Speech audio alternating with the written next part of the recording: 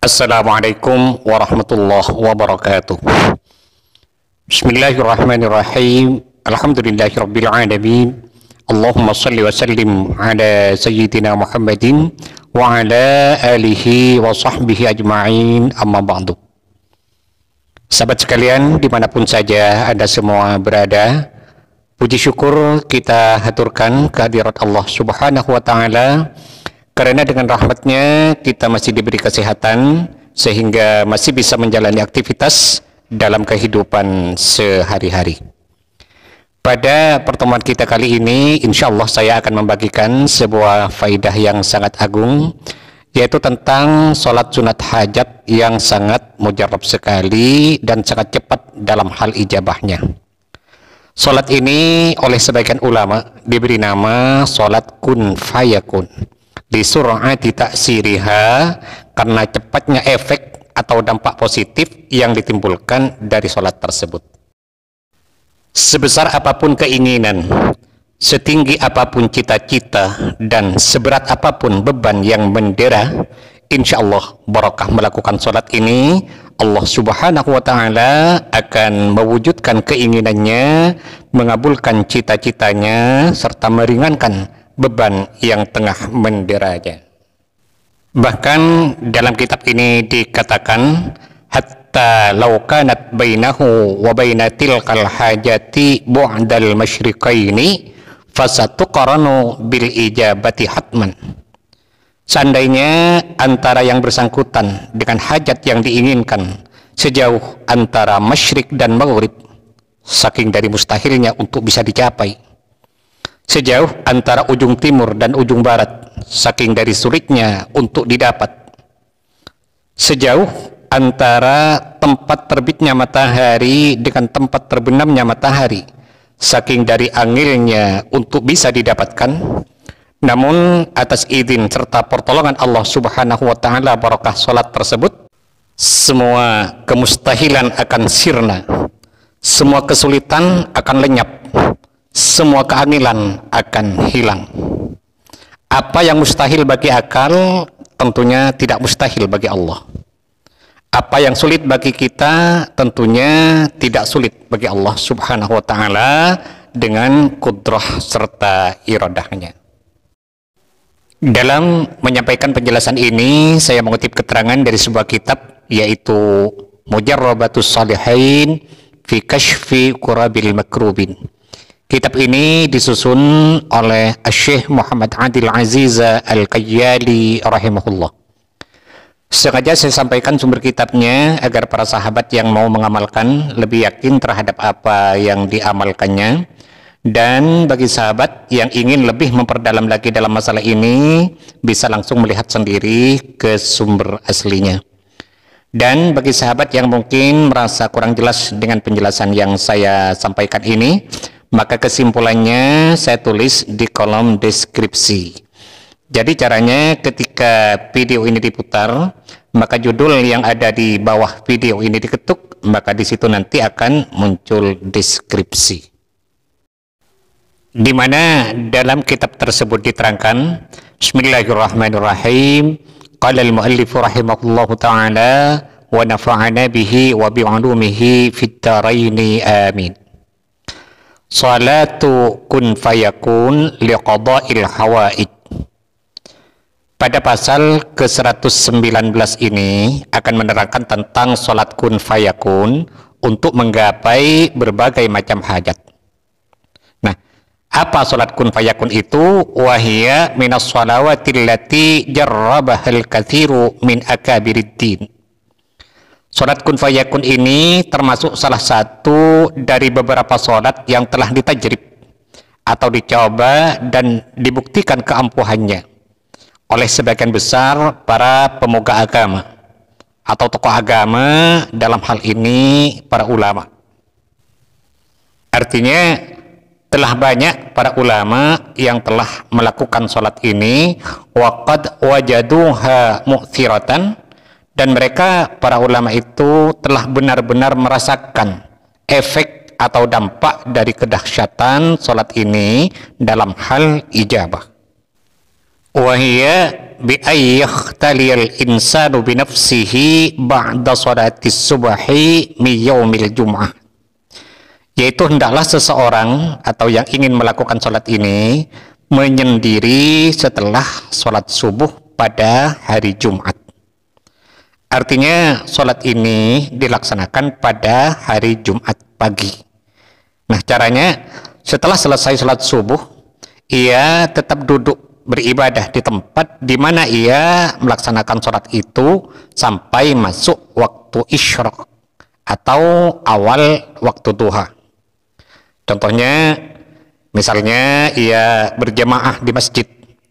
Nah, setelah selesai berjamaah, jangan langsung pulang, tapi tetap duduk beribadah di tempat itu sampai masuk waktu isyraq atau awal waktu duha tadi.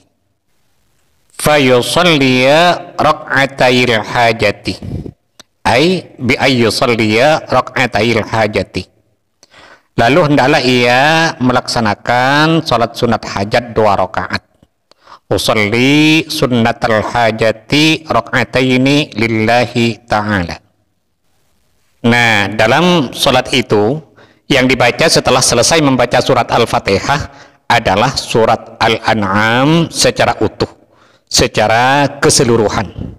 Nah, cuma ada batasan-batasannya, yaitu yaqra'u ba'dal hamdi fir raq'atil ula min awwali suratil an'am hatta wa kuntum an ayatihi tastakbirun.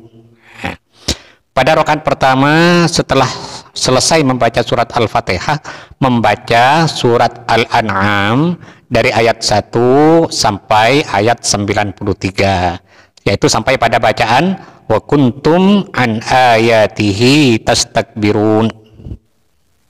Jadi surat Al-An'am itu kan jumlah ayatnya sebanyak 165 ayat.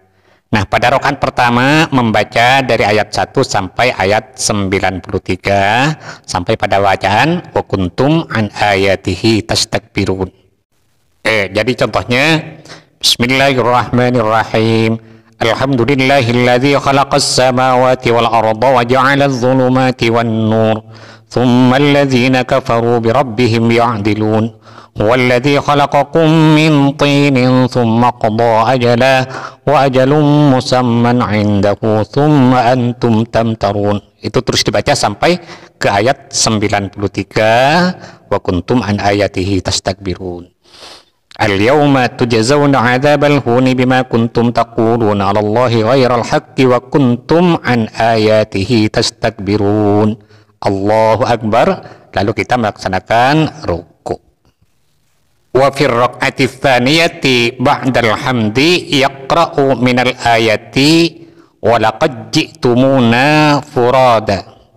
Ayat 94 itu dibaca sampai akhir surat Al-An'am, yakni sampai ayat ke 165. Artinya pada rakaat kedua ini setelah selesai membaca surat Al-Fatihah, membaca surat Al-An'am dari ayat 94 sampai selesai, yaitu dimulai dari ayat walaqad ji'tumuna furada. Walaqad ji'tumuna furada kama khalaqnakum awwala marratin wa taraktum ma khawwalnakum wara'a zuhurikum. وَمَا نَرَى مَعَكُمْ شُفَعَاءَكُمُ الَّذِينَ زَعَمْتُمْ أَنَّهُمْ فِيكُمْ شُرَكَاءُ لَقَدْ تَقَطَّعَ بَيْنَكُمْ وَضَلَّ عَنكُمْ مَا كُنْتُمْ تَزْعُمُونَ, dan seterusnya sampai selesai di akhir surat. Tsumma yaqnutu, kemudian ia membaca doa kunut, yakni pada rakaat kedua ini setelah i'tidal sami Allahu liman hamidah Rabbana lakal hamdu mil'us samawati wa mil'ul ardi wa mil'u ma syi'ta min syai'in ba'du, langsung kita membaca doa kunut. Allahumma hdini fi man hadait wa afini fi man afait wa tawallani fi man tawallait, dan seterusnya sampai selesai. Kemudian setelah selesai salam di akhir salat, yusalli 'alan nabi sallallahu alaihi wasallam wa alihi alfa marratin, membaca sholawat kepada Nabi besar Muhammad sallallahu alaihi wasallam dan keluarganya sebanyak 1000 kali. Allahumma salli ala sayyidina Muhammadin wa ala ali sayyidina Muhammad. Itu dibaca 1000 kali setelah selesai sholat tadi. Wa yad'u wa yatlubu hajatahu fasatuqranu bil ijabati hatman. Lalu setelah selesai membaca sholawat, ia berdoa kepada Allah Subhanahu wa Ta'ala, meminta apa yang dihajatkan. Fasatuqranu bil ijabati hatman, maka permohonan itu akan dibarengi dengan ijabah oleh Allah hatman, dengan pasti, yang tentunya atas izin serta pertolongannya. Hatta law kanat bainahu wa baina tilkal hajati bu'dal masyriqain.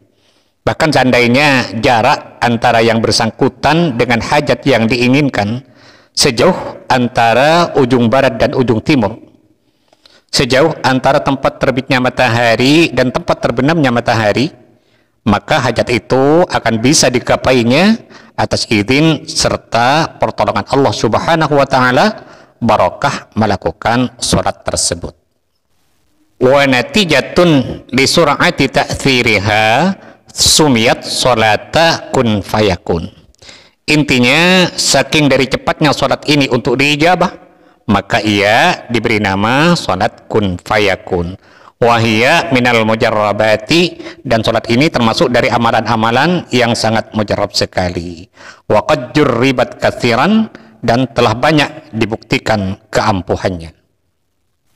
Nah, sekarang bagaimana jika yang bersangkutan itu tidak hafal dengan surat Al-An'am itu tadi? Maka dalam kitab ini diterangkan, wa illam yakunil musalli hafidhun lis-surati falyaqra'ha minal Qur'anil Karim. Jika yang bersangkutan tidak hafal dengan surat Al-An'am tadi, falyaqra'ha minal Qur'anil Karim, maka hendaknya ia membaca dari Al-Qur'anul Karim. Artinya boleh membaca sambil memegang Al-Quran, tapi harus hati-hati, harus perlahan-lahan gerakannya, jangan sampai ada gerakan 3 kali setara berturut-turut.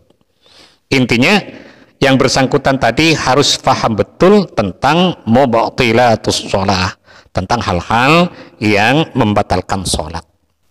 Mudah-mudahan Allah Subhanahu wa Ta'ala senantiasa berkenan membimbing kita, menuntun kita, dan mengarahkan kita menuju jalan hidayahnya, sehingga kita semua menjadi insan-insan yang selamat fid dini wad dunya wal akhirah. Amin amin ya rabbal alamin. Nah, sahabat sekalian, mungkin ini yang bisa saya sampaikan pada pertemuan kita kali ini. Mudah-mudahan ada manfaatnya dan semoga bisa menjadi amal jariah bagi saya. Amin amin ya mujibas sa'idin. Dan bagi sahabat yang berkenan untuk mendukung channel ini, sangat baik sekali bagi sahabat untuk menekan tombol subscribe dan loncengnya, agar para sahabat tidak ketinggalan setiap update terbaru dari video yang ada di channel ini. Sekian, terima kasih. Wallahul muwaffiq ila aqwamit thariq. Wassalamualaikum warahmatullahi wabarakatuh.